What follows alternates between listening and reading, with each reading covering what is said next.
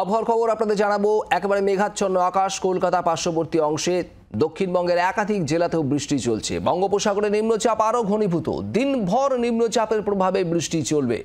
পশ্চিম মেদিনীপুর, পশ্চিম বর্ধমান, পুরুলিয়া এবং বাঁকুড়া এই জেলাগুলিতে অতি ভারী বৃষ্টির পূর্বাভাস থাকছে। আর একই সঙ্গে হুগলি, পূর্ব বর্ধমান, মুর্শিদাবাদ, বীরভূমে ভারী বৃষ্টির পূর্বাভাস।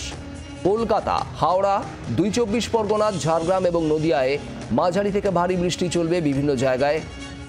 আর একই সঙ্গে উত্তরবঙ্গেও বৃষ্টি চলবে। জলপাইগুড়ি এবং উত্তর দিনাজপুরে ভারী বৃষ্টির কথা বলছে হাওয়া অফিস।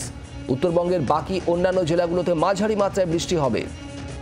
আর এই বৃষ্টির সঙ্গেই রাজ্য জুড়ে ৩০ থেকে ৪৫ কিলোমিটার পর্যন্ত গতিবেগে দমকা ঝোড়ো হাওয়া বইবে। আজ বিকেল পর্যন্ত সমুদ্রে যাওয়া নিষেধ রয়েছে মৎস্যজীবীদের জন্য। অয়ন ঘোষাল আমাদের প্রতিনিধি রয়েছেন আমাদের সঙ্গে। অয়ন, গতকাল থেকে আমরা দেখছি একটানা দফায় দফায় বৃষ্টি চলছে দক্ষিণবঙ্গ জুড়ে। কি পূর্বাভাস হাওয়া অফিসের? দক্ষিণবঙ্গের ক্ষেত্রে যে পূর্বাভাস সেটা হচ্ছে আজকে বৃহস্পতিবার একাধিক জেলাতে ভারী বৃষ্টি, বাদবাকি সমস্ত জেলাতে ঘুরিয়ে ফিরিয়ে হালকা থেকে মাঝারি বৃষ্টি।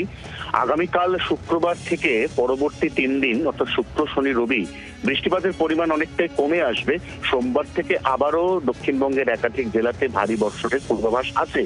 অনেকটা একই রকম পূর্বাভাস উত্তরবঙ্গের ক্ষেত্রেও। সেখানেও শনি, রবি সাময়িক বিরতির পরে সোমবার থেকে আবারও ভারী বৃষ্টির স্পেল, অর্থাৎ জুন মাসে নতুন করে আর তাপমাত্রা বৃদ্ধির পূর্বাভাস রাজ্যের কোথাও থাকছে না। কারণ ইতিমধ্যেই একদিকে মৌসুমী বায়ু ঢুকে পড়েছে, আর একদিকে এই যে নিম্নচাপ যা অনেকটাই ঘনীভূত, তা আজকে বিকেলের পরে ঝাড়খণ্ডের দিকে সরে যাবে।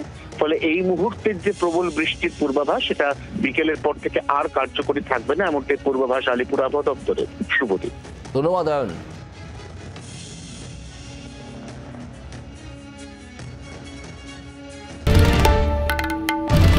বাংলার আওয়াজ, বাঙালির আবেগ, জি ২৪ ঘন্টা।